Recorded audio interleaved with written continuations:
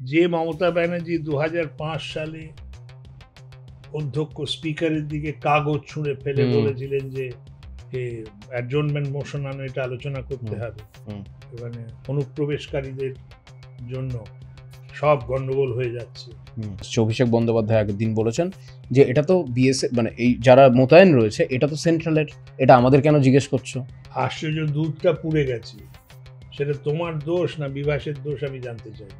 Trump যে কখন কি কোথায় করবে কেউ বলতে পারে না, বলা বড় মুশকিল। মমতা ব্যানার্জি টাইপের। আমাদের মাননীয় মুখ্যমন্ত্রীকে ছেড়ে দাও, ট্রাম্প আলাদা। তুমি বলো, এতে কি কোনো সন্দেহের অবকাশ আছে যে কাউকে যদি বলো, আমাকে যদি বলো তোমাকে আমি প্রধানমন্ত্রী হবি, না তো করবে না বলবে না তো। নমস্কার, আজকে আমরা একটা স্পেশাল পডকাস্ট করছি। আমাদের বিজেপির বিধায়ক ডক্টর অশোক কুমার লাহিড়ী, যাকে আমরা অর্থনীতিবিদ হিসেবেও জানেন, কিন্তু আপনারা হয়তো এটা জানেন না উনি কার কোন কোন মানুষের সাথে কাজ করেছেন।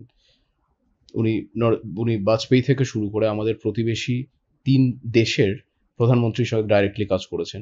এছাড়াও আরো বিভিন্ন জায়গার সঙ্গে যুক্ত ছিলেন। আমরা আজকে বিভিন্নভাবে কথা বলেছি ভারতবর্ষের অর্থনীতি পোস্ট 1947, এছাড়া আমরা কথা বলেছি জিও পলিটিক্স নিয়ে, বঙ্গ রাজনীতিতে কি হতে চলেছে, এবং খুব ইন্টারেস্টিংলি লাস্ট বাজেট নিয়ে উনার কি মতবাদ সেটা আমরা কথা বলেছি, উনি কি ভাবছেন সেটা নিয়ে কথা বলেছি, এবং তার সাথে আরো একটা ভীষণ ভালো বিষয় নিয়ে কথা বলেছি, সেটা হচ্ছে অবাধ অনুপ্রবেশ এবং পশ্চিমবঙ্গ, এবং সত্যি বঙ্গ রাজনীতিতে বিজেপি কোথায় দাঁড়িয়ে, এই সমস্ত বিষয়গুলো নিয়ে আমরা কথা বলেছি। দেখতে ভুলবেন না আজকের স্পেশাল পডকাস্টটি ডক্টর অশোক কুমার লাহিড়ীর সাথে।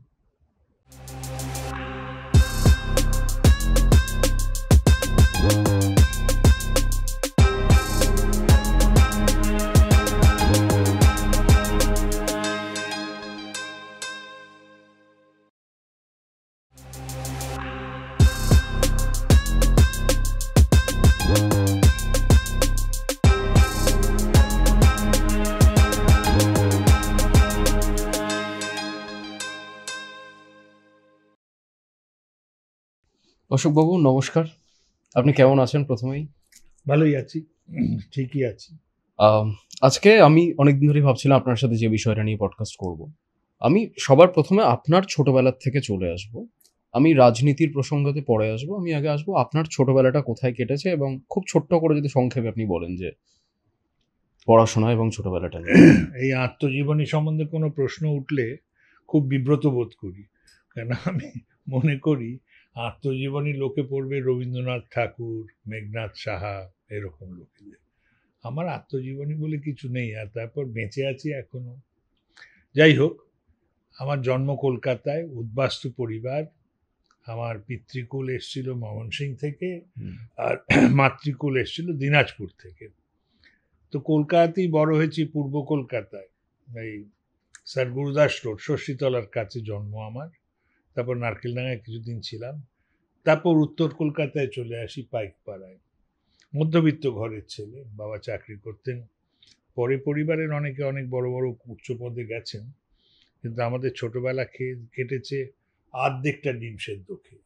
আচ্ছা। এবং তাতে আমার মনে আছে, সে তখন উদ্বাস্তু পরিবারে অনেক আত্মীয় স্বজন, বন্ধু বান্ধব আসতো, গ্রামের লোকেরা। এক ভদ্রলোক এসেছিলেন কুচবিহার থেকে, তো ডিমের তরকারি যখন হতো, আর্ধেকটা ডিমের তরকারি হতো, সবাই আর্ধেকটা পেত। তো মাখন দাদু জিজ্ঞেস করেছিলেন, গীতা মা, কলকাতায় কি গোটা ডিম পাওয়া যায় না? আচ্ছা, তো যাই হোক, হিন্দু স্কুলে পড়েছি, তারপর প্রেসিডেন্সি কলেজে পড়েছি। লেখাপড়ায় বোধহয় মন্দ ছিলাম না, 9 টাকার বেশি কখনো কখনো কোনো পয়সাই দিতে হয়নি, বৃত্তি পেতাম। তো তারপর ওখানে পড়েছি, একেবারে কি বলবো, মানে পাতি মধ্যবিত্ত পরিবারে, কিন্তু এটা আকাঙ্ক্ষা ছিল অনেক। তারপর দিল্লি স্কুল অফ ইকোনমিক্সে গেলাম, তারপর তো বড় হয়ে গেলাম। ছোটবেলা আমি কলকাতার ছেলে, আমার যদি কেউ জিজ্ঞেস করে কোথাকার ছেলে, আমি বলবো কাদাপাড়ার ছেলে, সিমলাই পাড়ার ছেলে। এখনো পূর্ব কলকাতাতেই আছি। অনেকে হয়তো এটা ভাবে আপনার বাড়ি কোথাও বালুরঘাটে, একটা জন্ম বালুরঘাটের, একটা অনেকে ভাবা, আমার মনে হয়। বালুরঘাটে যখন গিয়েছিলাম খুব মজা হয়েছিল। বালুরঘাটে অনেকেরই তো অনেক আশা আকাঙ্ক্ষা থাকে, বললো বহিরাগত। তা আমাকে বালুরঘাটেরই এক ভদ্রলোক বললেন, আমি তো জাতপাত অত বুঝি না, জাতপাত নিয়ে আলোচনা করি অনেক, কিন্তু জাতপাত বুঝিও না, বিশ্বাসও করি না। বললো বহিরাগত, বারেন্দ্র আপনি, এ তো বরেন্দ্র ভূমি। হুম তারপর আমি ওদের বললাম যে আমার দিদিমার কিছু জমি সম্পত্তি ছিল হুম দিনাজপুরের, একেবারে দিনাজপুর শহরে। আচ্ছা, সুতরাং আমি মানে এটা বাংলাদেশের দিনাজপুর না আমাদের দিনাজপুর? বাংলাদেশের বাংলাদেশের দিনাজপুর। দিনাজপুর। হুম তো বলি যে ভাগ্যের ফের, নাইলে দিদিমার অনেক জমি জমা ছিল, দেশ ভাগ না হলে তো আমিও হয়তো কিছুটা ভাগ টাগ পেতাম। হুম তো দিনাজপুর আমার মামা বাড়ি। ওকে। তো সেদিক থেকে তারপরে আমি বালুরঘাটের লোকেদের বলতাম যে তোরা হয়তো আমাকে চিনিস না, হুম কিন্তু তোরা আমার মামার বংশ, তো আমি তোদের হাড়ে হাড়ে চিনি। হ্যাঁ তো আমার সম্বন্ধে যেটা বলে যে হ্যাঁ কলকাতার ছেলে তো বটে, অস্বীকার করতে পারবো না, কিন্তু বালুরঘাটের সঙ্গে আমার একটা আত্মার যোগ রয়েছে। হুম কারণ মামা বাড়ি, খাওয়া দাওয়া বেশ লাগে, ঘাঁটি হুম কাটারি ভোগ চাল পাই, হ্যাঁ। যেটা মায়ের কাছে গল্প শুনতাম। আচ্ছা, আর রান্না বান্না ভালো, খুবই ভালো, আর এদের আরেকটা যেটা দেখি বালুরঘাটের লোকেদের ঝাল বেশি খায়। আপ্যায়নের একটা হুম। বিশেষে আছে, আমি কেন বুঝি না। হুম অন্যকে খাইয়ে খুশি হয়, হ্যাঁ। আমরা তো খেয়ে খুশি হই। হুম কিন্তু বালুরঘাটের লোক কারোর বাড়িতে গিয়ে যদি আমি খাই, হ্যাঁ। এত আনন্দ পাই, ঘর থেকে কেন আনন্দ পাই জানি না, কিন্তু খাওয়াতে বড় পছন্দ করে। আপনার ছোটবেলায় কোনো রাজনৈতিক ব্যাকগ্রাউন্ড আমি বলবো, মানে চিন্তাধারা তো একটা হয়তো তখন খুব ছোটবেলায় আসেওনি, মানে রাজনীতি কোথা থেকে এলো লাইফে? এটা কি কলেজ লাইফে বা তারও পরবর্তী সময়ে? প্রপার রাজনীতি বলছি না, চিন্তাধারাও বা একটা ইয়ে। চিন্তাধারা মানে ওই যে বললাম আকাঙ্ক্ষা অনেক ছিল, হুম তো পড়তাম শুনতাম, তো একটা আত্মবিশ্বাস কিংবা সবারই তো নিজেদের সম্বন্ধে একটা উচ্চ হুম ধারণা থাকে। তো বাঙালির সম্বন্ধে আমার, বাঙালি এবং ভারতীয়দের হুম সম্বন্ধে আমার এই ধারণা ছিল যে জাতটা বোকা নয়। হুম আর গ্রামে তুমি আমি হয়তো অলস, হুম কিন্তু গ্রামে যারা চাষ করে তারা তো খেটে খুঁটে চাষ একশো বার। করে। অলস নই, বুদ্ধির অভাব নেই, তাহলে এই দুরবস্থা কেন?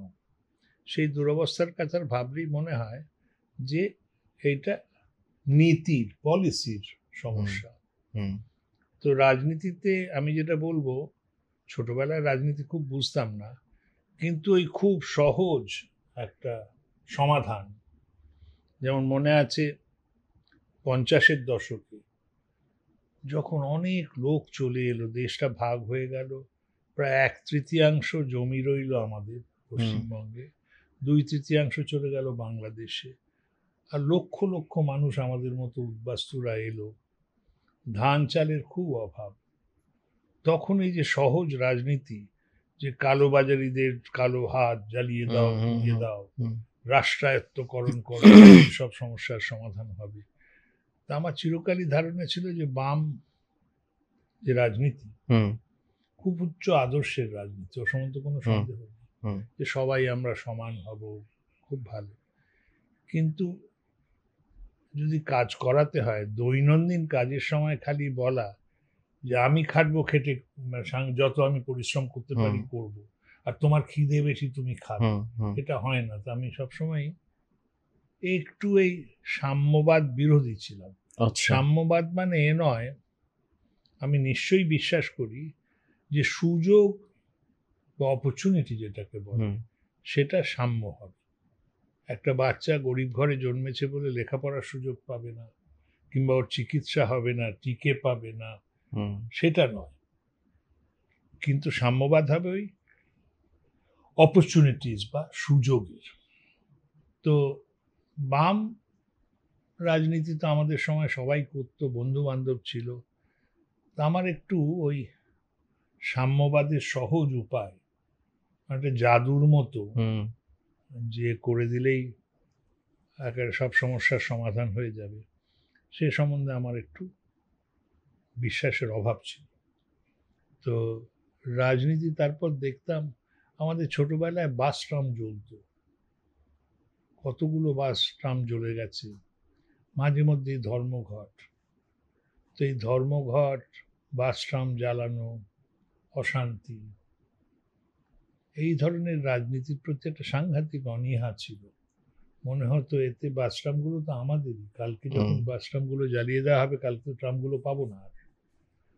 তো এই রাজনীতির ওই থেকেই শুরু, তারপর তখন ছোটবেলায় জার্মানির উন্নয়ন হচ্ছে, পশ্চিম জার্মানির, ডক্টর অ্যাডেনায়ার ছিল। তো ছোটবেলা তো সবাই ম্যাজিকে বিশ্বাস করে। ঠিক। রাজনীতি যে ম্যাজিক নয়, হুম। উন্নয়ন যে ম্যাজিক নয়, সেটা মনে হয় হয়তো ম্যাজিক। তো অ্যাডেনায়ারকে দেখে খুব হতো, মনে হতো জাপান কি সাংঘাতিক উন্নয়ন করলো, সেই হেরে যাওয়া একটা রাজ্য, সব হিরোশিমা নাগাসাকির ঠিক। পর তার কি হলো, মানে উন্নয়ন, সেই দেখে একটু একটু মনে হতো। তবে ওই মধ্যবিত্ত ঘরের ছেলে, সুতরাং প্রথম তো খেয়ে পড়ে বাঁচতে হবে, উপার্জন করতে হবে, চাকরি করেছি। তারপর সক্রিয় রাজনীতি করিনি। সক্রিয় রাজনীতি শুরু হয়েছে 2021 সালে, এই টিকিট পেয়ে রাজনীতি করা। আপনার স্কুলিংটা কোথা থেকে, এবং অর্থনীতি বিষয়টা যে আমি অর্থনীতিতেই ইয়েটা করব বা এই বিষয়টা আমার ভালো লাগছে, এটা কখন এবং কিভাবে মাথার মধ্যে এলো? বা তখন তোমরা ছোট, তোমাদের জন্ম হয়নি, তখন আমাদের ক্লাস 9 থেকে আর্টস, সায়েন্স, টেকনিক্যাল, কমার্স এই ছিল। ক্লাস 9 থেকে? ক্লাস 9 আচ্ছা। থেকে। তখন 11 ক্লাস ছিল তো, 9, 10, 11। হ্যাঁ। তা আমি ঠিক করেছিলাম ইকোনমিক্স পড়ব। স্কুলের ইকোনমিক্সে বিশেষ কিছু শিখেছি বলে মনে হয় না। তারপর তখন অঙ্কটা হিন্দু স্কুলে পড়াতো ইকোনমিক্সের সঙ্গে, সুতরাং সেটা সুবিধে ছিল। তারপর প্রেসিডেন্সি কলেজে গেলাম। প্রেসিডেন্সি কলেজ সম্বন্ধে তো আর তোমার কিছু বলার দরকার নেই। ওখান থেকে আমাদের একজন পূর্বসূরি, একজন উত্তরসূরি নোবেল প্রাইজ পেয়েছে, অমর্ত্য সেন আর অভিজিৎ ব্যানার্জি। ওখানের মাস্টাররা যে ছিল, ওই মাস্টাররাই আমাদের অর্থনীতির গুরু। আচ্ছা। দীপক ব্যানার্জি ছিলেন, তাপস মজুমদার ছিলেন, অমিয় বাগচি সবে সবে মারা গেলেন, মিহির রক্ষিত, সে মানে একেবারে ওই ধরনের মাস্টার আজকাল ইউনিভার্সিটিতেও পাওয়া যাবে না। ভবতোষ দত্তের একটা ট্র্যাডিশন ছিল, তা খুবই ভাগ্যবান প্রেসিডেন্সি কলেজে এই ধরনের মাস্টার পেয়েছি। তাছাড়া ছাত্রগুলো খুব ভালো ছিল। আমাদের সঙ্গে যারা পড়েছে তারা অনেক বড় বড় কাজ করেছে, চাকরি করেছে, সুতরাং বুদ্ধিমান ছেলে মেয়েদের সঙ্গে মিশলে বুদ্ধি বাড়বে, আর বোকা ছেলেদের সঙ্গে সঙ্গের যেটা ব্যাপার, ওইটা একটা বিরাট ছিল। আপনার এই মানে পড়াশোনাটা আমি ধরলাম কমপ্লিট হলো, তারপরে এই সরকারের সাথে মানে বিজেপি গভর্নমেন্টের সাথে সে সময় এবং অটল বিহারী বাজপেয়ীর সাথে এই বিষয়গুলো কখন থেকে শুরু হচ্ছে এবং কিভাবে সেটা? না, আমি সরকারি কর্মচারী ছিলাম, ইউপিএসসি অ্যাপয়েন্টেড।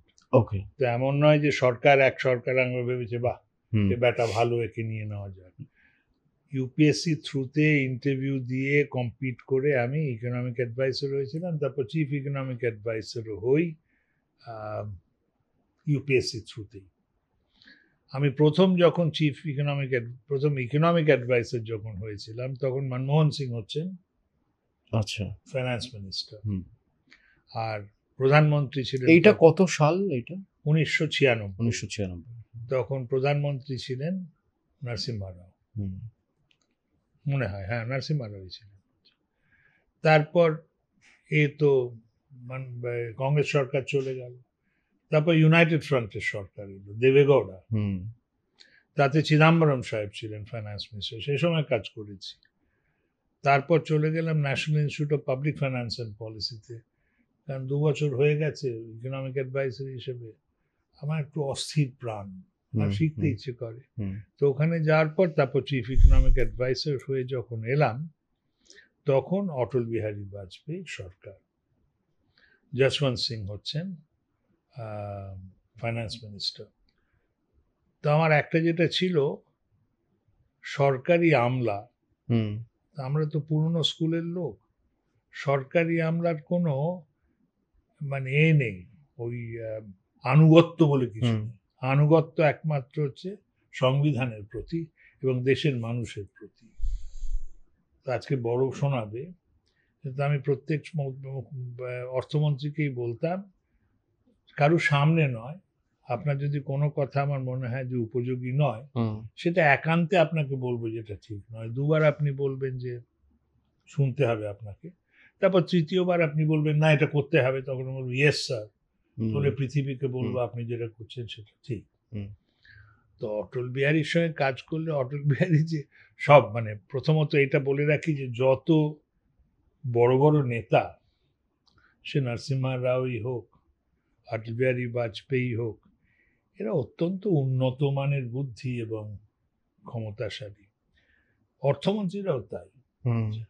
সুতরাং এটা দেখেই চায়ের দোকানের গল্প যে এর বুদ্ধি নেই কোনো, এর বুদ্ধি নেই কোনো হলে ওই পজিশনে পৌঁছানো যায় না। জেনারেল মাসি কথাবার্তা। অটল বিহারী বাজপেয়ী যেটা সুবিধে ছিল, অটল বিহারী বাজপেয়ী কথা বেশি বলতেন না, কিন্তু ওর সময় যে কয়েকটা কাজ হয়েছে তার সঙ্গে হয়তো আমারও একটু সংযোগ ছিল। যেমন গোল্ডেন কোয়াড্রিল্যাটারাল রাস্তা, এই রাস্তার যে কাজ হয়েছে সাংঘাতিক কাজ। শিক্ষা, স্বাস্থ্য, তারপর নিউক্লিয়ার যেটা সামলালেন, এগুলোতে নিশ্চিতভাবে খুব অনুরাগী হয়েছি। তো সেরকমভাবে দেখতে গেলে 1991 সালে মনমোহন সিং নরসিমহা রাওয়ের যে উদারীকরণের নীতি, সেই সময় কি অবস্থা, সেটাও তো বলতে হয় সাবাস। সুতরাং প্রধানমন্ত্রী হিসেবে একটু দুর্বলতা তো আমার আছে অটল বিহারী বাজপেয়ী। কথা বলা মানে কথার ধরন মনে হতো কোনো গভীর আলোচনা হচ্ছে, কিন্তু তাতেও যা বলছেন মনে যেন কবিতা পড়ছেন। আর একটা সুন্দর হাসি। আপনার সাথে ব্যক্তিগত সম্পর্ক কেমন ছিল? মানে ব্যক্তিগত সম্পর্ক এখন বাড়িয়ে বলা, ভদ্রলোক মরে গেছেন, আমার পক্ষে বলা যে খুব ঘনিষ্ঠ ছিলাম তাও একটা মানে হ্যাঁ, কিন্তু চিনতেন, ওর সঙ্গে খেয়েছি, ওই খাওয়াটা আমার মনে আছে। খুব ভোজন রসিক ছিল, আমিও ভোজন রসিক। ওর বয়স আমার থেকে বেশ কিছুটা বেশি। তোর খাওয়া দেখে আমার খুব পছন্দ হয়েছিল যে ভদ্রলোকের সঙ্গে খেয়ে আরাম আছে। বাঙালি খাওয়া পছন্দ করতেন? বাঙালি খাওয়ার সঙ্গে খাইনি, ওর সঙ্গে খেয়েছিলাম কি বোধহয় না, তবে সেদিন চিংড়ির মালাইকারি ছিল, বড় বড় চিংড়ি, সুন্দর ছিল। তারপর গরম জিলিপি ছিল, দিল্লিতে গরম জিলিপি রাবড়ি দিয়ে খাওয়ার একটা রয়েছে, তো এই জিলিপি ছিল। যাই হোক, এইসব ব্যক্তিগত কথা প্রধানমন্ত্রী সম্বন্ধে আমার বলা উচিত না। আমি প্রশাসক হিসেবে চলে আসবো, বিজেপির সুপ্রিমো হিসেবে অটল বিহারী বাজপেয়ী এবং আজকে নরেন্দ্র মোদীকে আমি যদি দেখি, মানে আপনি কাকে বলবেন যে আপনার কাকে পছন্দ প্রশাসক হিসেবে? মানে আপনি বললেন আপনার একটা সফট কর্নার রয়েছে, কিন্তু আপনি ইনার টেনিওরটাও দেখছেন এবং সেই সময়টাও দেখছেন। দেখো, একটা জিনিস আমি মনে করি, অনেক দেশের এরকম নিয়ম আছে, আমি এটার খুব অনুরাগী, কিন্তু সব দেশেই ব্যতিক্রম হয়। সেটা বাংলা একটা কথা আছে না, পূর্ণ সাধু উড়ল ছাই, তারপরে তার গান গাই, গুণ গাই। আচ্ছা, তো নরেন্দ্র মোদী এখন আমাদের প্রধানমন্ত্রী, ওর সম্বন্ধে এখন কিছু বলা, এবং বিশেষত আমি যেহেতু বিজেপির একজন কর্মী, আমার পক্ষে বলাটা উচিত হবে না। তবে এ কথা তো একদম সত্যি যে নরেন্দ্র মোদী গুজরাতে যা করে দেখিয়েছেন, গুজরাতের যে উন্নয়ন, সাংঘাতিক উন্নয়ন হয়েছে, সন্দেহ নেই। তারপর দেশেও যেটা উনি করছেন, অটল বিহারী বাজপেয়ীর শাসন ছিল 5 বছর, 5 আর হয়তো কয়েকটা মাস।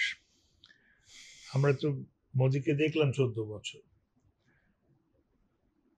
রাজনৈতিক নেতাদের সবচেয়ে বড় দোষ হচ্ছে এরা বলে বেশি করে কম, বলে দেবে এই হবে ওই হবে, সব নির্বাচনের আগে সব ঘোষণা করে দেয়, তারপর দেখা যায় যখন করার সময় আসে হয় না।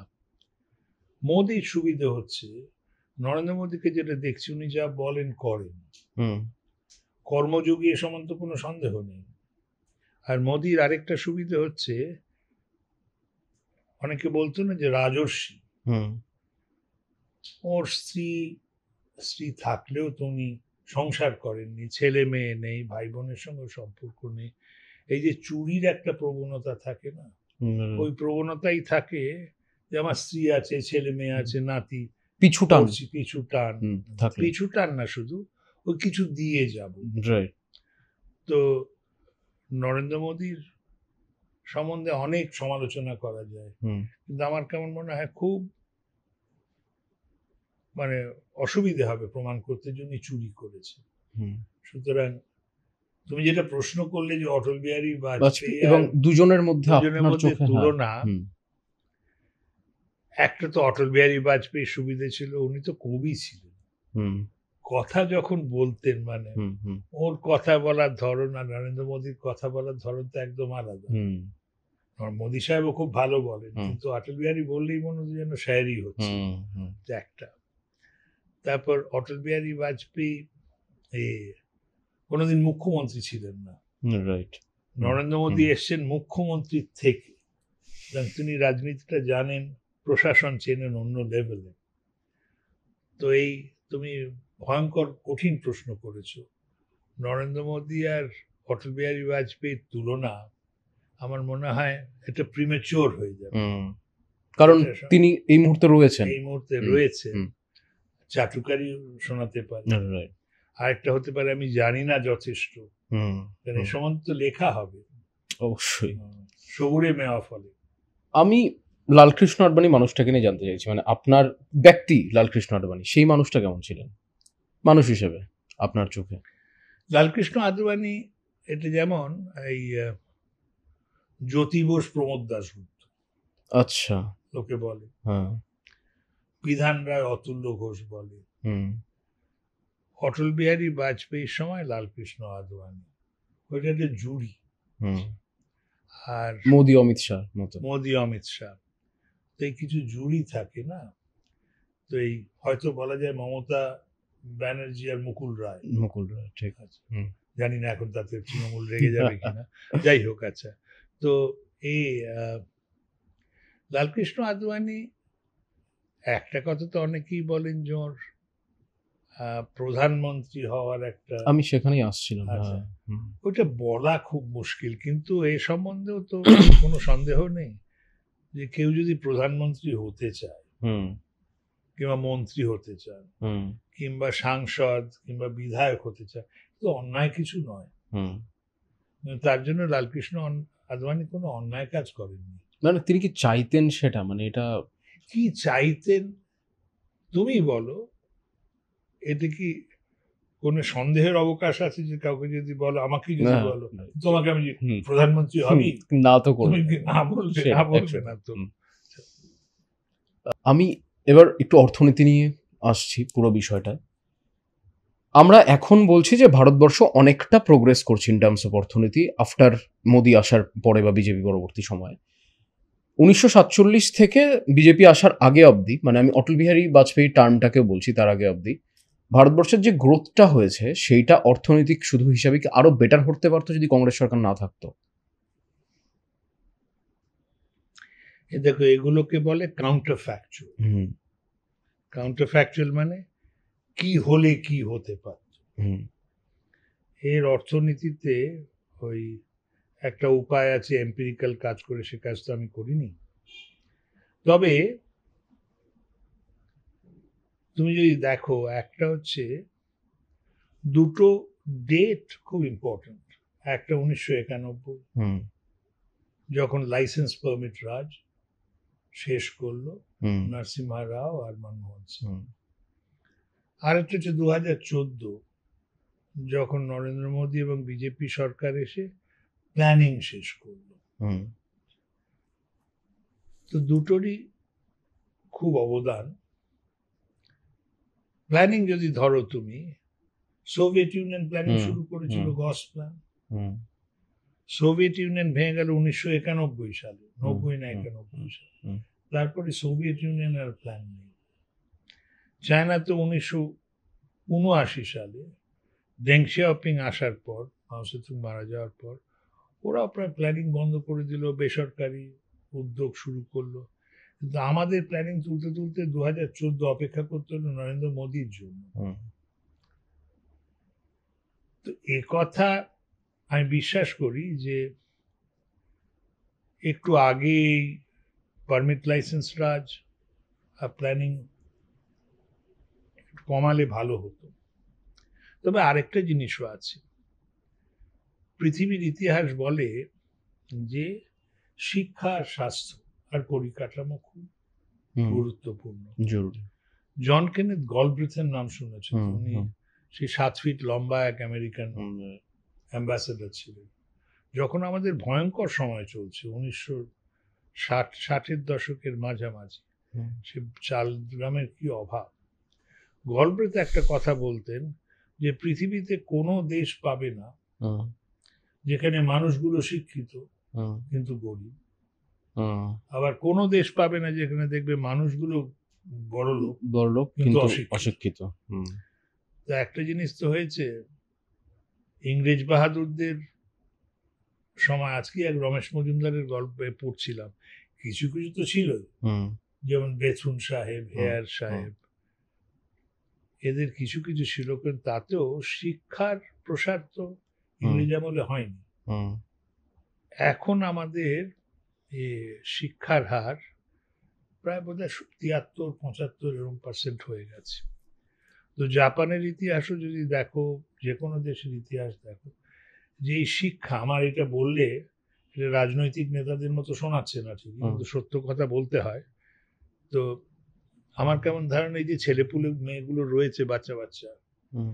এরা আমাদের সময় আমরা এত লেখাপড়াও জানতাম না, এরা যতটা এখন এখন জানে। লেখাপড়া জানে। হুম, হ্যাঁ। হুম, তো অনেকেই খুব চিন্তিত, শিক্ষিত বেকার অমুক তমুক। হুম, আরে শিক্ষিত বেকার সমস্যা তো বটেই, হুম। কিন্তু এদের ছেড়ে দাও, এরা কিছু না কিছু করবে, করে নেবে। কিছু না কিছু বাড়িতে কেউ করবে। বসে থাকবে না। বাড়িতে বসে থাকবে না, এদের বুদ্ধিশুদ্ধি আমাদের হুম, থেকে অনেক বেশি। হুম, সুতরাং সেই এটা, তবে তোমার প্রশ্ন যেটা ছিল যে কিছু যে কিছু জিনিস কংগ্রেসের আগে করলে, অর্থনৈতিক ভুল কি কিছু ছিল যেগুলোর জন্য দেশ পিছিয়ে গেছে ইকোনমিক্যালি? ওইটা একটা ধরো অর্থনৈতিক ভুল। আজকেই আমি ভাবছিলাম, লিখছিলাম কিছু, হুম, তার মধ্যে দুটো জিনিস, মানে ওই তুমি জিজ্ঞেস করলে না ছোটবেলাকার হুম, কোথায়, হুম, তা আমি হিন্দু স্কুলে যেতাম নারকেলডাঙ্গার থেকে, বাসে, বাসের নম্বরটা ভুলে গেছি, কি নম্বর ছিল জানি না। হুম, সরকারি বাসও ছিল, বেসরকারি বাসও ছিল। সরকারি বাসে আরাম বেশি, ভিড় হুম, কম, হুম, ওখানে বাস থামিয়ে লোক ডাকে না। কিন্তু সেই সরকারি বাস আস্তে আস্তে উধাও হয়ে গেল, হুম, হুম, এখন তো দেখাই হুম, যায় না হুম, প্রায়। সেরকম হরিণঘাটার দুধ, হুম, হুম। সে বোতলে করে দুধ আসে, ওই দুধ খেয়েই তো বড় হয়েছে। হরিণঘাটা ডেয়ারি, ঠিক। তো স্টেট বাসও উঠে গেল, হুম, হরিণঘাটাও উঠে গেল। তারপরও এখানে ট্রাম কোম্পানিকে রাষ্ট্রায়ত্তকরণের হুম, জন্য জ্যোতিবাবুর কি হুম, উদ্যম। হুম, তো এই যে সরকার ব্যবসা চালাবে, এই যে বিশ্বাস, হুম, এই বিশ্বাসটায় যথাসময়ে যদি সরতে না পারো, হিন্দুস্তান স্টিলের কি দরকার ছিল না? নিশ্চয়ই ছিল। হুম, যখন টাটা ছাড়া আর কেউ ফ্যাক্টরি বানায়নি, হুম, তখন সরকার করতে পারে। কিন্তু সরকার একটা ব্যবসায় ঢুকতে পারে, তবে ব্যবসা থেকে বেরোতেও হবে তো। হুম, কারণ আমি তো এখনো অবধি হয়তো দু চারটে দেখেও থাকতে পারি, মনে পড়ে না হুম। কোনো সরকারি ব্যবসা লাভদায়ক হয়েছে এবং চলেছে, দেখি না। না, মানে আমি বলছি ওভারঅল মাইন্ডসেটও একটা ছিল না যে মানুষের মধ্যে এখন যেটা কোথাও গিয়ে বাঙালিদের মধ্যে যে বাঙালি ব্যবসা করে না, এই বিষয়টা যেটা চলে এসছে। তো এটাকে আমি আরেকটা জিনিস যে মানে বামফ্রন্টের সাথে এই জিনিসটাকে খুব রিলেট করা হয় যে বামফ্রন্ট এসে ব্যবসার থেকে কোথাও বিমুখ করে দিয়েছে। মানে পশ্চিমবঙ্গবাসীকে বা বাঙালিকে। তো সেই কথাটাও কোথাও গিয়ে কি সত্যি? মানে যার কারণে না, এটা একটা, দুটো জিনিস তো নিশ্চয়ই মনে হয়। পুরনো সম্ভ্রান্ত হুম, বাঙালি যাদের দেখো, মল্লিকরা, শেঠ, হুম, বণিক, হুম। করতেন তারা তো ব্যবসা। ভালো ব্যবসা ছিল। হুম, রাজেন মল্লিকের কি ব্যবসা ছিল, সে আফগানিস্তানে পর্যন্ত ছিল। হুম, দ্বারকানাথ ঠাকুরের তো, ও তো ইস্ট ইন্ডিয়া হুম, কোম্পানি কিনবে বলে একবার কলকাতায় ইংল্যান্ডে চেষ্টা করেছিল। তারপর কি হলো, ওই পার্মানেন্ট সেটেলমেন্টের সময় সবাই ওই জমিদারি।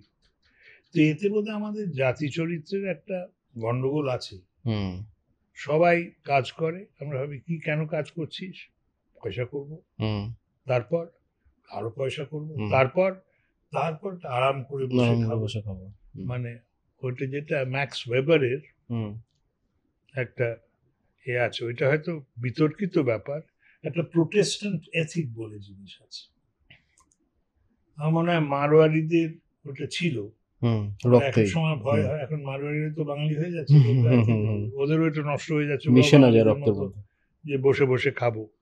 তো প্রোটেস্ট্যান্ট এথিকে হচ্ছে, পয়সা বানাচ্ছি এই জন্য নয় যে আমি একটা সিঙ্গারার জায়গায় দুটো সিঙ্গারা খাবো, পয়সা বানাচ্ছি কারণ সুযোগ আছে, করতে হবে। হুম,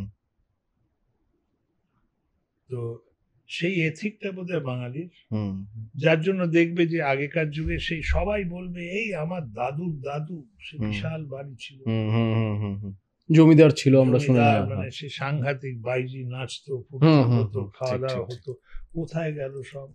হুম তো আর বাম আমলে যেটা হলো, হুম বাম আমলে একটা স্টিগমা লাগিয়ে দেওয়া। হুম এখন বড়লোক মানেই যদি আমরা ভাবি চোর, হুম। এই মানসিকতাটা তৈরি হয়ে গেছে প্রত্যেকের, যে আমরা ছোট থেকে না শুনে বড় হচ্ছে যারা বড় লোক তারা কিছু না কিছু করে তো বড় লোক হয়েছে, চোর, খারাপ। হ্যাঁ চোর, হ্যাঁ। আচ্ছা, বড়লোক মানেই চোর, হুম এই যে একটা। আর এখানেও তো ওই যে ব্রাহ্মণ জাতিভেদেরও যে হুম আছে, হুম। বানিয়াকে আমরা কোথায় রেখেছিলাম? ব্রাহ্মণ, বৈশ্য, ক্ষত্রিয়, ক্ষত্রিয়, শূদ্র, তারপর হ্যাঁ। বৈশ্য। ব্রাহ্মণ, ক্ষত্রিয়, বৈশ্য, শূদ্র, ঠিক। হুম তো বৈশ্য তো একেবারে 3 নম্বরে হুম, 3 লাগিয়ে নম্বরে দিয়েছে। ছিল। হ্যাঁ। ওই তো রাখা উচিত ছিল 1 নম্বরে। হুম হুম। ওরা না থাকলে তো খেতেই পাবো না। ঠিক ঠিক ঠিক ঠিক ঠিক। হুম। কিন্তু আমরা ওই যে কোনো কারণেই হোক, তো আমার মনে হয় বামেরা ওইটা খুব ভালো করে ক্যাপচার করেছিল। ক্যাপচার মানে করে। কাস্ট সিস্টেমটা আমাদের পুরনো কাস্ট সিস্টেম ক্যাপিটালিস্টিক ছিল না, মনোভাবাপন্ন ছিল না। রাইট। এটা সারা ভারতবর্ষেই, কিন্তু আমার মনে হয় বাঙালিদের এইটা মানে বড়লোকের উপর রাগ। হুম আমার পাশে একটা বড়লোক থাকে, হুম আমি একবারও ভাবছি না যে আমি কাজ কম হুম করেছি, লেখাপড়া কম হুম করেছি, ভালো করে ব্যবসা করিনি তাই পয়সা নেই। আমি বলি, ও বেটা চোর, হুম তাহলে অত টাকা কি করে বানাবে? হুম হুম হুম হুম, 100 বার। এই এটা যে তো একটা আমরা শুনে ঈর্ষা, বড় হয়েছি। এটা ঈর্ষা এত, হুম মানে ওয়েলথকে যদি রেসপেক্ট না করি, হুম। তোমার কাছেও আসবে না তাহলে। যারা পয়সা বানাচ্ছে তাদের শ্রদ্ধা করতে হুম হবে, বলতে হবে। হুম আর এও ঠিক নয় যে ওরা কিছু করতো না। তুমি যদি দেখো হুম এই একটা হ্যারিসন রোডের কাছাকাছি, যে ওই হ্যারিসন রোড তো মহাত্মা গান্ধী রোড, হুম আর ওই সেন্ট্রাল অ্যাভিনিউ, তার মানে চিত্তরঞ্জন অ্যাভিনিউ, হুম ওইটার মোড়ে দেখবে একটা মতিশীল দত্ত হুম হুম হুম কলেজ আছে। ওই মতিশীল তো অনেক পয়সা কুড়ি দিয়ে ওটা বানিয়েছিল। হুম তারপর হিন্দু স্কুলেরই যদি দেখো, সব বড় লোকরা পয়সা দিয়েছিল। হুম। এখন তুমি বলতে পারো ওদের যা পয়সা আছে তার তুলনায় কি যথেষ্ট দিয়েছিল, সে কথা তো বলাই যায়। সুতরাং এমন নয় যে সব বড় লোকই পাজি ছিল, হুম কিন্তু একটা অ্যান্টি ওয়েলথ কালচার হুম। এটা তৈরি হয়েছে। এটা কি কথা তৈরি করা হয়েছে? তৈরি করা হয়েছে মানে আমার কেমন প্ররোচনা কোনোভাবে ছিল যে? ছিল তো বটেই। আর তারপর এদেরও দোষ আছে। ধরো জমিদারির সময় তখন অত্যাচার তো অনেক হয়েছে। হুম জমিদারদের একথা ভাবা যে জমিদাররা খুব বদান্য চিত্ত, হুম হুম হুম হুম হুম দুর্গাপুজোর সময় খাইয়েছে, হুম। কিন্তু বাকি বাকি সময় সময়, খরা হ্যাঁ হোক এ হ্যাঁ হোক, হ্যাঁ হ্যাঁ হ্যাঁ। ঠিক তো খাজনা তো আদায় করবে। ওভারঅল এই বিষয়গুলো থেকেই এসছে একটা চিন্তাধারা যে। হুম না, আমি একথা বলছি যে বড় লোকরা একেবারে সাধু সন্ত তা বলবো না, হুম হুম হুম কিন্তু অন্যদিকে একটা পুরো জাত। হুম। আমি ছোটবেলার থেকে একটা বাচ্চাকে শিখিয়ে দিলাম যত বড় লোক সব তত চোর। খারাপ, হ্যাঁ। তো বেটা তো কোনো কিছু হুম, চেষ্টাই ঠিক করবে ঠিক না, না ঠিক চোর ঠিক হওয়ার ঠিক দরকার ঠিক নেই। ঠিক। এবং এটাই কোথাও গিয়ে আমরাও ছোট থেকে শুনে বড় হয়েছি। আর তারপর উদ্বাস্তু হুম সমস্যার জন্য হুম। ঋত্বিক ঘটকের সিনেমাগুলো যদি দেখো, রাইট। আমি ঠিক বিয়ের আগে আগে ঋত্বিক ঘটকের একটা হুম ফেস্টিভ্যাল হুম দেখেছিলাম। সে মেঘে ঢাকা তারা, হুম সুবর্ণ রেখা, ওতে সবগুলোতে তো হচ্ছে ট্র্যাজেডি। হুম একটা ভদ্রলোক, তার ভাই বোন রয়েছে, সব গেল সর্বনাশ হয়ে, হুম ভদ্রলোক শেষে ওই টিভি হয়ে মারা গেল, হুম এরম হুম একটা গল্প। হুম আমরা ওই গল্প করি না, মানে হিন্দি সিনেমার যে গল্প, যে শুরু করলো একটাই হয়ে হুম ফুটপাতে বিক্রি করে জিনিস, হয়ে গেল বিরাট বড় লোক। এরকম বাঙালি গল্প কটা সিনেমা দেখেছো? ঠিক। একটাও দেখেছো না। কি? একটাও নেই। নেই। তো সাফল্যকে যদি আমরা স্বীকৃতি না দিই, এবং দূরে ঠেলে রাখি সবসময় কিছু একটা বলে, হ্যাঁ। মানে যেই সফল হয়েছে, হুম।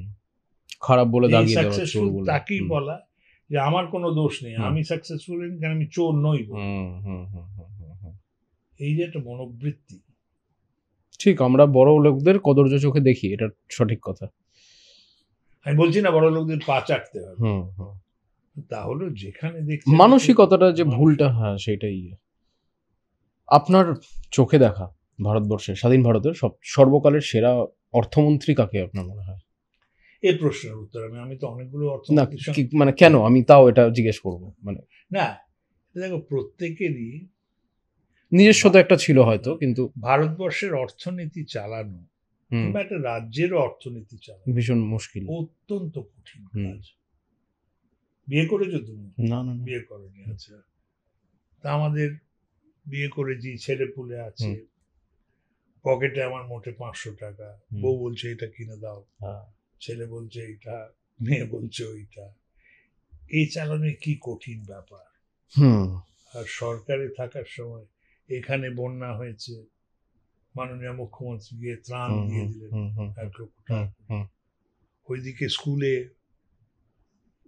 ছাদ পড়ে যাচ্ছে, সেটারও পয়সা দিতে হবে, নেই, রাস্তাতে জল জমে থাকছে বৃষ্টির অনেকদিন পরে। তো এটা দেখো, আমি দুটো জিনিসের উপর কখনো ইয়ে করি না, নম্বর দেই না। একটা হচ্ছে অর্থমন্ত্রী, পশ্চিমবঙ্গেও তাই। আচ্ছা, সব তো আমার গোত্র না, অসীম দাশগুপ্তই বলো, অমিত মিত্রই বলো, এদের সঙ্গে বলে কি মারা পড়বো নাকি? কিন্তু সবাই, প্রত্যেকেরই গুণ ছিল, আমি প্রত্যেকেরই অনুরাগী।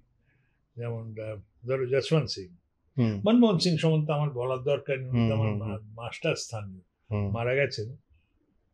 উনি তো ট্রেড থিওরি পড়াতেন, অর্থবিজ্ঞানে যে ওর জ্ঞান আছে। চিদাম্বরম অত্যন্ত বুদ্ধিমান লোক, চমৎকার লয়ার, ওর ড্রাফটিং আমার মনে আছে। আবার অনেক সময় বলতাম যে আইনি যদি কোনো ব্যাপার থাকে মন্ত্রীকে পাঠিয়ে দাও, কারণ যেটায় উনি মন্ত্রী না হলে যেটায় উনি 5 লাখ টাকা নিতেন সেটা আমরা ফ্রিতে পাবো। বুদ্ধি সম্বন্ধে কোনো সন্দেহ নেই। যশবন্ত সিং কুইক ডিসিশন, এটা ইনস্টিংক্টিভ ছিল। এই প্রশ্নের উত্তরটা আমি দেব। প্রত্যেকের নিজস্ব কিছু কোয়ালিটি ছিল জন্যই তারা সেখানে, এবং তারা প্রণব বাবু তো কম্পিউটারের মতো একেবারে, সেই রাউলাট অ্যাক্ট থেকে শুরু করে কবে অবধি বলে দেবেন যে 1974 সালে কি হয়েছিল, এটা কম্পিউটারাইজড নলেজ।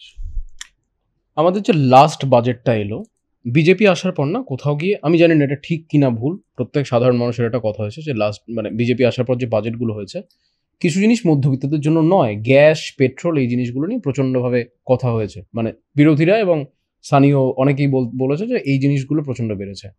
লাস্ট বাজেটে যে ঋণ মানে যে ইয়েগুলো করেছে, যে 14 লাখ বা আমার এক্স্যাক্ট মনে পড়ছে না যে কতটার উপর ইয়ে মুক্ত করেছে, মধ্যবিত্তদের জন্য কি সত্যি বিজেপির বাজেটগুলো ততটা ইয়ে হয়নি বিজেপি আসার পর থেকে? এটা আপনি কি মনে করেন? না, এটা একেবারেই ভুল। তার কারণ যে মানে বিরোধীরা বাজেট নিয়ে চিৎকার করছে কনস্ট্যান্টলি। বিরোধীরা সব দেশে সব সময় সব সরকারের বিরুদ্ধে বলে যথেষ্ট হয়নি। আচ্ছা, এখানে মধ্যবিত্তের প্রথম হচ্ছে ইনকাম ট্যাক্সে যে ছাড়টা দিয়েছে, সে কট্টর কিছু অর্থনীতির বলবো কেন দিলে, কারণ একটা জিনিস তো রয়েছে, এটা বাঙালি সমাজে বিশেষ করে দেখা যায়, সবাই মধ্যবিত্ত, আমরা এখানে যে যতগুলো বসে আছি আমাদের কারুর ইনকাম হয়তো 100, কারুর ইনকাম 10, কিন্তু এখানে একটা নাও, সার্ভে নাও, সবাই বলবে আমরা মধ্যবিত্ত। তো যে দেশে আমাদের এখনো ধরো 5-7% লোক গরিবী রেখার নিচে রয়েছে, সেখানে বলা যে মধ্যবিত্তদের দাও। আচ্ছা, আর মধ্যবিত্তদের কি এটা বলো তো, সত্যি কি এটা ঠিক যে যারা গ্যাস ব্যবহার করছে তারা কি দারিদ্র রেখার নিচে? না, হয়তো। আচ্ছা, যাদের 12 লাখ টাকা ইনকাম তারা কি দারিদ্র রেখার নিচে? না। তা একটা যেটা আমরা ভুলে যাই, যে সরকারের কাছ থেকে আমরা 3টে জিনিস চাই। একটা হচ্ছে আরো খরচ করো, স্কুলে আরো পয়সা দাও, রাস্তা হাসপাতালে দাও, রাস্তায় দাও, এটা হলো। দ্বিতীয় হলো এত ট্যাক্স নিও না, ট্যাক্স কমাও। আর তৃতীয় হচ্ছে ধার করো না। তো 3টে করা তো অসম্ভব। তোমার এখন ঠিক করতে হবে কোনটা তুমি চাও। খরচা কমাতে চাও, তার সাথে সাথে ট্যাক্স কমাতে পারো। খরচা বাড়াতে চাও, ট্যাক্স বাড়াতে পারো। হুম আর খরচা বাড়ালে, ট্যাক্সও কমালে, তাহলে ঋণ করতে হবে। রাইট, তো আমরা অনেক সময় সোনার পাথর বাটিছি। ঠিক, আর আমার কেমন ধারণা, প্র্যাকটিক্যালি ইম্পসিবল। মানুষের একটু আস্থার অভাব হয়েছে। যখন দেখি দুর্নীতি হচ্ছে, হুম সরকার যখন বলে পয়সা খরচা করব, তখন একটা ভয় হয়, করবে তো হুম না বলে যাবে নির্বাচনের আগে এইসব করে দেবো, হুম তারপর করবে না। হুম দ্বিতীয় হচ্ছে 100 টাকা খরচা করলে 50 টাকা চুরি করবে। হুম হুম হুম তো এই সরকারের উপর যদি আস্থাটা ফিরিয়ে আনা যায়, হুম হুম যদি এটা করা যায় যে আর কোনো মন্ত্রী হুম টাকা এবং একটা সুন্দরী হুম তরুণী হুম যুবতীর সঙ্গে ধরা পড়বে না, হুম তাহলে লোকের বিশ্বাস হবে যে সব রাজনৈতিক নেতারা চোর নন, লম্পট নন। তো সেই বিশ্বাসটা ফিরিয়ে আনা। হুম কিন্তু তোমার প্রশ্নের উত্তর হচ্ছে, হুম এটা সত্যি নয় যে, আর মধ্যবিত্তের উপর কোনটা খরচা? তোমার ধরো এই যে সর্বশিক্ষা অভিযান, হুম হুম কিংবা প্রধানমন্ত্রী আবাস যোজনা, হুম কিংবা গ্রামীণ সড়ক যোজনা, এগুলো কি মধ্যবিত্তের জন্য নয়? 100বার। তাই না, এই কমপ্লেনটা যে পেট্রোলের দাম এবং গ্যাসের দাম এই দুটো নিয়ে খুব বেশি করে কথা, যে এতটা হঠাৎ করে স্পাইক। হ্যাঁ, পেট্রোলের দাম, হুম। ঠিক আছে। তুমি কি চড়ো? গাড়ি চড়ো? গাড়ি চালাও? বাইক বাইক চালাও। হুম আমি গাড়ি চড়ি। হুম তেলের দাম বাড়লে, তেলের দাম কমালে কার লাভ বেশি হবে? তোমার না আমার? আমার। হুম তো সাধারণ মানুষ মধ্যবিত্ত বাসে চড়ে। হুম বাসের যেখানে ভাড়া হয়তো 3 টাকা, সেখানে 3 টাকা 8 আনা হবে। হুম বড় লোকের যেখানে ওইখান থেকে অফিস যেতে লাগে দিনে 50 টাকা, তার হুম। লাগবে 60 টাকা। হুম তাই পেট্রোলের ওপর হুম ট্যাক্স, হুম রিগ্রেসিভ হুম ট্যাক্স। হুম রিগ্রেসিভ ট্যাক্স মানে যদি অনুপাতে দেখো, হুম তাইলে রিগ্রেসিভ ট্যাক্স নয়, প্রোগ্রেসিভ হুম ট্যাক্স, সরি হুম ভুল বলেছি। হুম বড় লোকদের ক্ষতি বেশি হয়। হুম তুমি হুম। বড় লোক, তুমি গ্যাস হুম তুমি 18টা গ্যাস সিলিন্ডার ব্যবহার করো, কারণ খুব হুম পকোড়া খাও, দুধের ক্ষীর বানিয়ে হুম খাও। হুম হুম আমি সাধারণ মানুষ, আমি গ্যাসে খালি ভাত ফোটাই খাই। হুম তো এই যে দাবিগুলো হয় অনেক হুম সময়, এটা রাজনীতি করার জন্য। হুম। মানে আপনি বলছেন যে যে ওই বাইকটা চড়তে পারছে সে এটা অবশ্যই ইয়ে করতে পারবে। আর প্রথমেই তো বললাম যে ইনকাম ট্যাক্সের যে ছাড়, হুম এবার জিএসটির ছাড়টা হুম দাও, হুম সব তো মধ্যবিত্ত, হুম হুম হুম। এবারটা সবই মধ্যবিত্তের। রাইট। আমি একটু বঙ্গ রাজনীতিতে ফিরে আসবো এবার। আপনি মমতা ব্যানার্জি আপনার চোখে একজন প্রশাসক হিসেবে কেমন? আমাদের মুখ্যমন্ত্রী। না, মমতা ব্যানার্জি আমাদের মাননীয় মুখ্যমন্ত্রী, যে রাজনৈতিকভাবে অত্যন্ত বিচক্ষণ নেতা, হুম এ সম্বন্ধে মধ্যে আমার সার্টিফিকেট দেওয়ার দরকার নেই। উনি তো প্রায় সেই একা কুম্ভ রক্ষা করে নকল মোদীকর, হুম উনি তো কুপকাত করে দিলেন বুদ্ধদেব ভট্টাচার্য হুম এবং সিপিএম কে সরিয়ে দিলেন। ওর আবার এই বড় বড় নেতা সম্বন্ধে আমার সার্টিফিকেট দেওয়ার দরকার নেই, কারণ তৃণমূলে তো এটা সত্যি, হুম ওরা নিজেরাই বলে যে একটাই পোস্ট, বাকি সব ল্যাম্প পোস্ট। হুম হুম। সেটা চালানো কি চারটিখানি কথা? ঠিক। তারপর উনি লড়ে যাচ্ছেন আমাদের দলের বিরুদ্ধে, আর কখন যে কি খেলছেন হুম হুম হুম মানে বলা বড় মুশকিল যে আজকে উনি কালকে কি কি করবেন। করবেন? কিন্তু আমার যেটা মনে হয়, উনি ওই সবুর করতে রাজি। হুম হুম হুম উনি খালি একটা নির্বাচনের পর আরেকটা নির্বাচনের হুম, কথা ভাবছেন। হুম লক্ষ্মীর ভান্ডার, হুম হুম লক্ষ্মীর ভান্ডারই হোক, হুম স্বাস্থ্যসাথী কার্ডই হোক, ওরা এখন যেটা হয়েছে সবাইকে দেওয়া হবে। হুম And সবাইকে দেওয়া, 10 কোটি কি 11 কোটি যদি লোক থাকে হুম। পশ্চিমবঙ্গে, হুম 11 কোটি লোককে যদি মাসে মাসে 1000 টাকা করে অসম্ভব দেওয়া হয়, ব্যাপার প্রায়। অসম্ভব। হুম আমার কোনো আপত্তি নেই, হুম। দরিদ্র নারায়ণের সেবা করো, হুম কিন্তু টার্গেটেড হবে তো। হুম কিন্তু উনি তাড়াহুড়ো করে এবং ভোটের জন্য সবাইকে দিচ্ছে, শুধুমাত্র ভোট ব্যাংকের জন্য। তো এইটা উনি অন্য কথা বলবেন, তারপর উনি বলবেন যে স্বাভাবিক সেটা। এই যে টাকা দিচ্ছি তাতে এরা খরচ করবে, তাতে চাহিদা বাড়বে, চাহিদা বাড়লে উৎপাদন বাড়বে। তুমি দেখো তো যে তুমি টাকা পেলে, চাহিদাও বাড়লো, টুথপেস্ট কিনবে, দেখো টুথপেস্ট কোথায় বানিয়েছে? টুথপেস্ট কি পশ্চিমবঙ্গে তৈরি হচ্ছে? চাহিদা বাড়লে এখানে যেহেতু উৎপাদন নেই, সাপ্লাই সাইডটা এত উইক, যে চাহিদা বাড়লেও চাহিদাটা বাইরে থেকে, তামিলনাড়ু থেকে আসছে, মহারাষ্ট্র থেকে আসছে, গুজরাট থেকে আসছে। তো কিন্তু এ কথা তো সত্যি যে সঠিক কারণেই হোক ভুল কারণেই হোক, উনি তো একটা মায়াজাল বিস্তার করেছেন। 3বার তো নির্বাচন জিতেছেন, বিপুল ভোটে জিতেছেন, চুরি হয়েছে। তা আমি এ কথা বিশ্বাস করি না যে চুরি না হলে একেবারে সব ঠিক হতো। উনি সন্ত্রাস নিশ্চয়ই করেছেন, কিন্তু সন্ত্রাস করারও তো একটা ক্ষমতা থাকে। ঠিক। তো আমি মমতা ব্যানার্জির প্রশাসনিক ক্ষমতা, অর্থনৈতিক বিচক্ষণতার থেকে যেটা সবসময় দেখি, উনি নেক্সট নির্বাচনে কি হলে সুবিধা হবে সেটা আগের থেকে প্ল্যানিং থাকে, সেটা আগের থেকে সাংঘাতিক ভাবে প্ল্যান করে করেন। দেখো তবে 26-এর বারবার নেপো তুমি খেয়ে যাও দই, তো সে তো হয় না, তো বারবার তো হবে না। আমি না এই প্রসঙ্গ নিয়ে একটা জিনিস আসবো, মানে আমি খুব সাধারণ মানুষের প্রসপেক্ট থেকে বলছি কথাটা। আমি আপনার সাথে কথা বলার আগে আমি একটা বন্ধুর সাথে কথা বলছিলাম, আমি আপনার সাথে কথা বলতে এসেছি, তো সে না একটা কথা বললো ভাই, এবং সে বিজেপিকে প্রচণ্ডভাবে সমর্থন করে, প্রচণ্ডভাবে ভালোবাসে।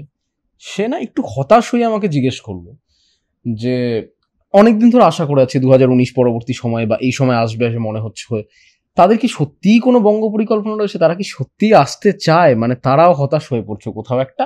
এটা আবার মানে এই প্রশ্নটার কি উত্তর রয়েছে? বিজেপির বঙ্গ পরিকল্পনা কি? যদি এই দেখো এইটা ভাবা যে বিজেপি জিততে চায় না, রাজ মুকুট কে না চায়? একটা রাজ্য, আর ওয়েস্ট বেঙ্গল যদি দেখো ইউরোপের অনেকগুলো দেশের থেকে বড়, এইখানে রাজ ক্ষমতা পাওয়ার ইচ্ছে নিশ্চয়ই আছে বিজেপি। এই সম্বন্ধে কোনো প্রশ্ন করাটাই আমার মনে হয় অর্বাচীনের লক্ষণ। তারপর তুমি ওই যে শেষ ধাক্কাটা দেবে, কখন দেবে, কি দেবে, সেটা একটা বিচার টিচারের ব্যাপার আছে, যে প্ল্যানিংটা এক্স্যাক্টলি কি রয়েছে। ধরো যেমন আমার তো কেমন এই তোমার নিবিড় ভোটার তালিকা সংশোধন, এটার প্রয়োজন ছিল বহুদিন ধরে। তো এটার একটা বলা যায় বেটার লেট দ্যান নেভার, দের হুই মগর দুরুস্ত হুই। তো যেখানে ভোটাধিকারটা উল্টো পাল্টা লোক দিচ্ছে, একটা তো আমি পরিসংখ্যান দেখেছি 1,04,00,000 লোকের নাম, এটা নয় রাজনীতির আলোচনা নয়, আচ্ছা 2 প্রফেসর লিখেছে যে 2002 যাদের নাম ছিল,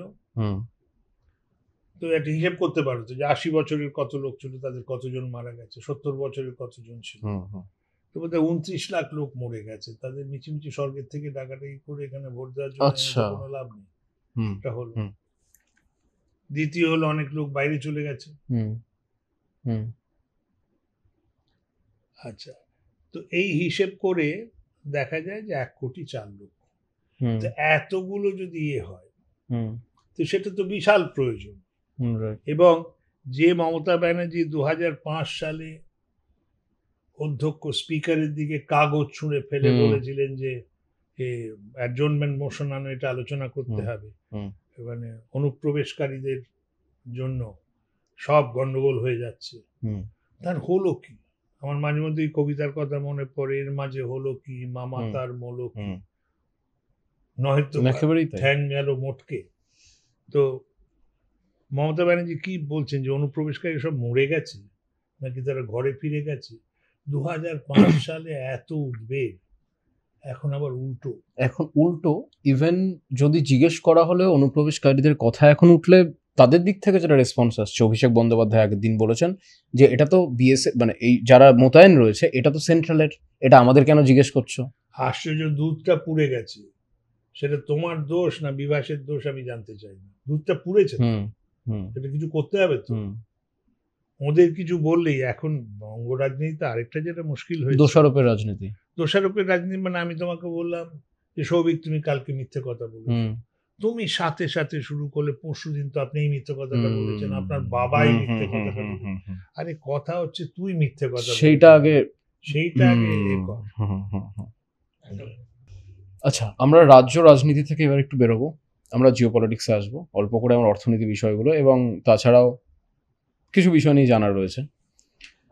মোদি ট্রাম্পের আমরা একটা ওভারঅল সম্পর্ক দেখছিলাম যখন থেকে তিনি এসছেন বা অপারেশন সিন্দুরের পরবর্তী সময়ে কি সেটার কোথাও খারাপ হয়েছে বা হলে আমি ইম্প্যাক্টটা জানতে চাইছি, ভারতবর্ষের উপর কি তার কোনোভাবে প্রভাব পড়তে চলেছে বা কি এই ইম্প্যাক্টটা কি পড়বে?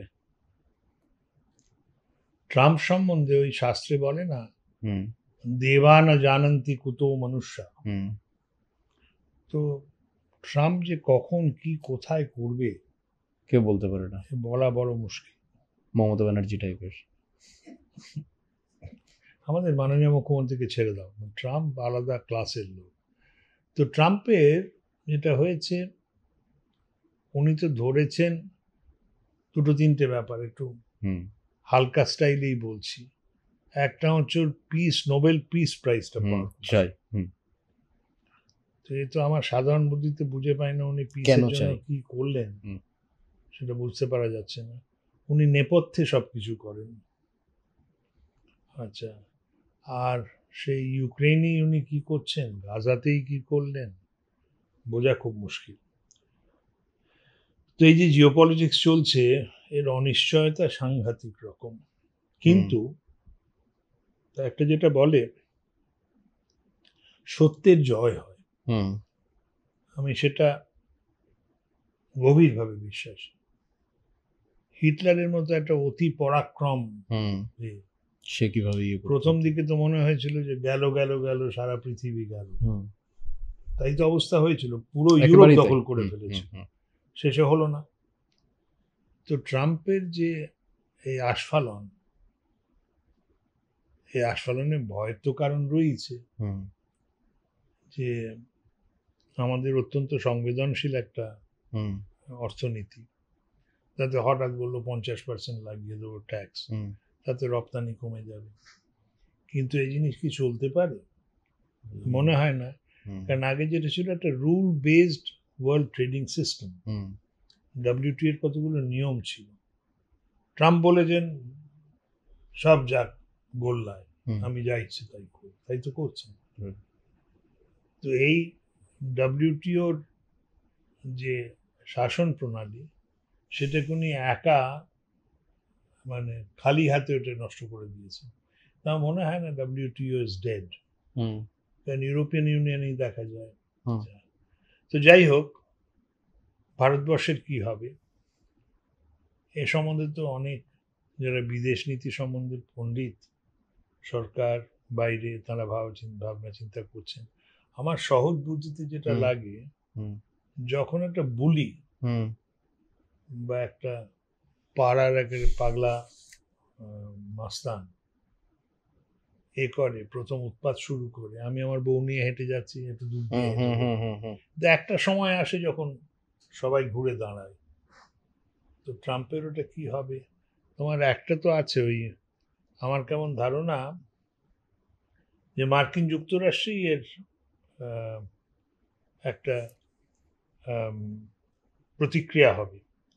নিউ ইয়র্কের ইলেকশনটা করবে 4 নভেম্বর। হুম রাইট, এরকম সময় ওতেই কি করবে। হয় দেখো, মামদানি আর কুয়োমোর মধ্যে যে লড়াই। তো আমি যেহেতু মার্কিন যুক্তরাষ্ট্রে বহুদিন থেকেছি, এবং মার্কিন যুক্তরাষ্ট্র তো নিশ্চিতভাবে ফার্স্ট ওয়ার্ল্ড ওয়ার আর দ্বিতীয় হুম বিশ্বযুদ্ধে একটা বিরাট রোল প্লে করেছে।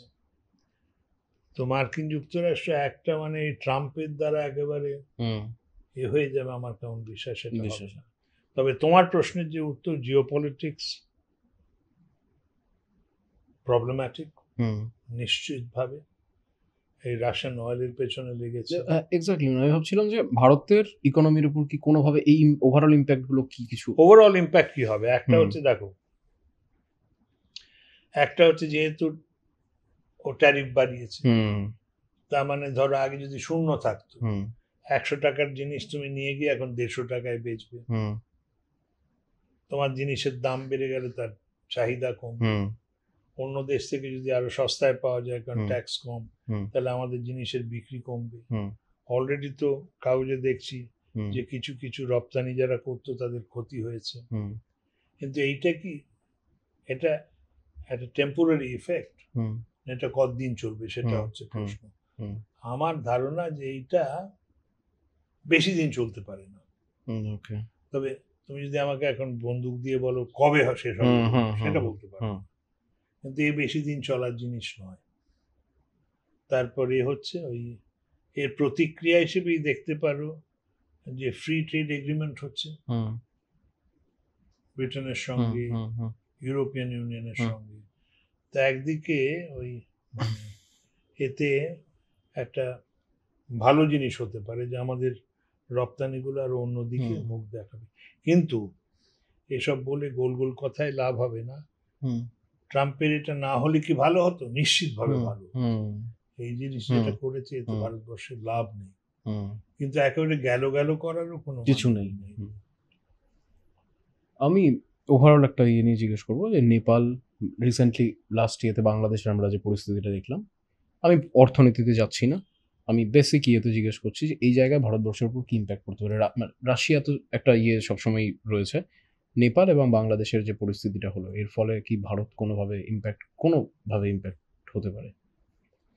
না, একটা তো আছেই, সেটা হচ্ছে তোমার এ পার্শ্ববর্তী যে প্রতিবেশী নেইবার, হ্যাঁ। প্রতিবেশীর হুম বাড়িতে আগুন লাগলে তোমার হুম খুশি হওয়ার কোনো কারণ নেই। হুম আর আমি তো বারংবার এটা দেখছি, এটা শ্রীলঙ্কায় হয়েছে, হুম বাংলাদেশে হয়েছে, হুম নেপালে হয়েছে, পাকিস্তানে তো হুম একটা হুম হুম অত্যন্ত হুম।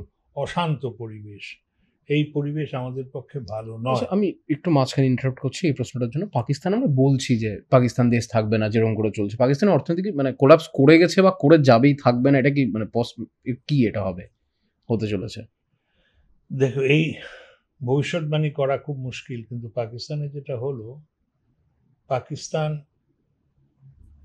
একটা লোককে বলে যে যুক্তরাষ্ট্রীয় কাঠামোতে ওরা তৈরি হুম হয়েছিল, হুম তো আমরাও হুম যুক্তরাষ্ট্রীয় কাঠামো। সেম। আমরা তো অনেক লোকে বলেছে গেল গেল ভারতবর্ষ, আমরা এখন হয়ে ডেভেলপমেন্ট গেছি। অনেক হয়ে গেছে, হ্যাঁ। হুম পাকিস্তান একবার দুটো ভাগ হয়েছে, হুম পূর্ব পাকিস্তান হুম বাংলাদেশ হয়ে গেছে। এখন বালুচিস্তান, হুম এনডব্লিউএফপি, হুম হুম সিন্ধ, হুম এদের কি হবে বলা খুব মুশকিল। তবে পাকিস্তানের একমাত্র যে জীবনী শক্তি, সেটা হচ্ছে ভারত বিরোধী। রাইট, তাছাড়া কোনো কন্টেন্টই নেই দেশের ভেতরে।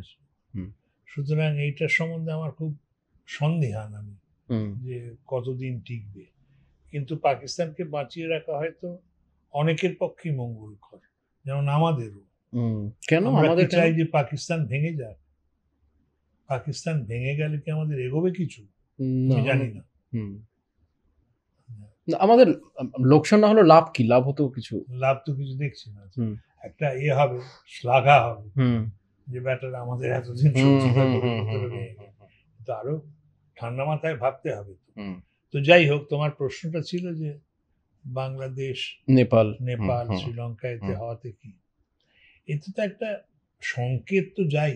হুম সংকেত যায় মানে, আমি দেখলাম পাশের বাড়িতে এটা হয়েছে, আমিও হুম ভাবতে পারি যে সম্ভব। হুম কিন্তু আমার কেমন ধারণা, হুম ভারতবর্ষের রাজনীতি, বাংলাদেশের রাজনীতি কিংবা নেপালের রাজনীতি থেকে, কিংবা শ্রীলঙ্কার রাজনীতি অনেক উচ্চ স্তরের হুম রাজনীতি। হুম এখন সেই চিন্তার আমার সেটা চিন্তা হয় না, রাইট। যে হঠাৎ কিছু ইয়াং ছেলেপুলে গিয়ে গেল সব ঠিক ঠিক ঠিক ঠিক, না না, এটা নবান্ন হবেও না। দখল হুম করে হুম ফেললো, হুম হুম হুম কিংবা হুম। কেন্দ্রীয় সরকার দখল করে ফেললো না, সেটা। তাদের ওটা হওয়ার আগে না তাদের পরিস্থিতিরও ক্রিয়েট হয়েছিল। ভারতবর্ষে এরকম কোনো পরিস্থিতি নেই, মানে আমার মনে হয় না হওয়ার। আর ওখানে যে ধরনের দুর্নীতি, আমাদের দুর্নীতিও যা আছে অত্যন্ত চিন্তাজনক। কিন্তু আমার মনে হয় ওই দেশের দুর্নীতির থেকে আমাদের দুর্নীতি অনেক কম। এবং ওখানে কোনো পার্মানেন্ট নেই নেপালে, যেমন মানে এত চেঞ্জেস হয়েছে যিনি ক্ষমতায় সেই জায়গা থেকে। আমি শেষ একটা প্রশ্ন মানে করে জিনিসটা শেষ করবো, যেটা নিয়ে আমরা একটু কথা বলছিলাম, যে পশ্চিমবঙ্গের অনুপ্রবেশ আমরা অনেক বর্ডারে এখন বলছি যে আমরা যেটা আগে ছিল পাঞ্জাব হোক বা ওই বর্ডারগুলোতে অনেকটা নাকি অনুপ্রবেশ কমেছে। আমি জানি না এটা কতটা সঠিক কতটা লাস্টের দিন আমি আপনাকেও দেখাচ্ছিলাম যে একজন লিখেছেন যে তিনি অনুপ্রবেশকারীর একটা যে বড় অংশ পশ্চিমবঙ্গ দিয়ে হচ্ছে সেটা একটা রিপোর্ট উনি দিয়েছেন, এবং একটা পার্টিকুলার লিখেছেন যে ঝাড়খণ্ড থেকে প্রচুর মানে ঝাড়খণ্ডে যাচ্ছেন প্রচুর অবৈধ মুসলিম, এবং তারা গিয়ে আদিবাসীদের সাথে বিবাহ সম্পন্ন বা এই ধরনের একটা হচ্ছে, এবং তারা এখানেই থেকে আছে। এছাড়াও আমরা জানি হায়দ্রাবাদ থেকে প্রচুর অনুপ্রবেশকারী যায়, এবং এখানে খুব সেই আধার কার্ড ভোটার কার্ড এগুলো খুব ইজিলি ম্যানিপুলেটেড হওয়া সম্ভব, এবং পশ্চিমবঙ্গ থেকে সবচেয়ে বেশি হচ্ছে। আমি জানি না কে কার জন্য হচ্ছে বা কে দায়ী। আমি যদি সেই অর্থে বলি যে কেউ বলছে বিজেপি বলছে টিএমসি বলছে বিজেপি, এই জিনিসটা যে হচ্ছে এটা বন্ধ হওয়া কি সম্ভব পশ্চিমবঙ্গে, এবং হলে কিভাবে সেটা?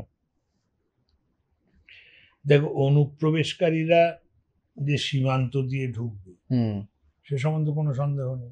একেবারেই তাই। সে সীমান্ত স্থল সীমান্ত হতে পারে প্লেনে করে কোথা থেকে এলো, সীমান্তে তো আসতেই হবে। এখন অনুপ্রবেশকারীরা কেন আসে? অনুপ্রবেশকারীরা একটা আসতে পারে বদমাইশি করতে, মোটিভ, এখানে এসছে একটা সন্ত্রাস সৃষ্টি করবে কিছু। আরেকটা যেটা আসে থাকতে, পুল ফ্যাক্টর, যেখানে খেতে পাচ্ছি না করতে পারছি না তাই জন্য আসা। এবং এই যে সীমান্ত অতিক্রম করে একটা দেশ থেকে আরেকটা দেশে যাওয়া, এ তো যুগ যুগান্ত ধরে চলছে। ইনফ্যাক্ট পাসপোর্ট ভিসা তো চালু হয়েছে 1900 সালের পর থেকে, তার আগে তো ছিল না। এখন অনুপ্রবেশ কম হয় কেন? অনুপ্রবেশ কম হয়, তুমি তো এলে চায়নায় যাবো, চীনে খুব মুশকিল। চীনে তুমি গেলে ওদের হুকু সিস্টেম বলে একটা আছে, হুকু সিস্টেমে তুমি চলে এলে, তুমি খুব মাতব্বর, তুমি কলকাতা থেকে চলে গেলে হায়দ্রাবাদে গিয়ে তোমার রেশন কার্ড করাতে পারবে না, তোমার হেলথ কার্ডটা করাতে পারবে না। তো আমাদের দেশে যেটা ছিল না সেটা হচ্ছে, আগে তো আধার কার্ডও ছিল না। তুমি একসময় বললে সৌভিক সরকার, একসময় বললে মানবিক গুহ। তো এই যে আইডেন্টিফিকেশনের সিস্টেমটা হয়েছে এবং এসআইআর হচ্ছে, তাতে এটা কমবে। যখনই কেউ জানতে পারবে যে ওখানে গেলে বড় মুশকিল, কোনো কার্ড ফার্ড করানো যাবে না সব, আমার কেমন ধারণা যে তখন ওইটার উৎসাহটা কমবে। আচ্ছা, উৎসাহটা কমবে।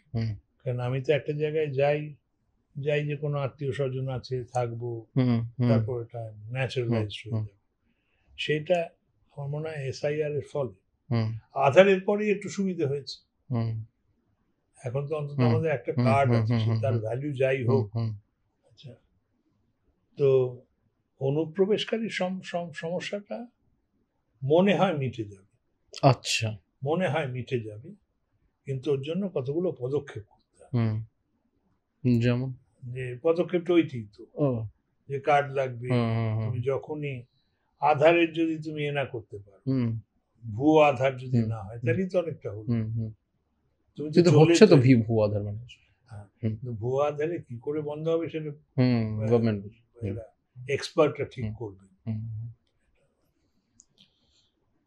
আমরা যে বিষয়গুলো নিয়ে কথা বলতে চাইছিলাম আমার মনে হয় অনেকটা আমি কভার করলাম। তো আমি জানি না আপনাকে কিছু প্রশ্ন আমার মনে হয় বিরক্ত করলাম, বোর করলাম। আপনার কেমন লাগলো ওভারঅল? শেষ হলো। হ্যাঁ, অসংখ্য ধন্যবাদ।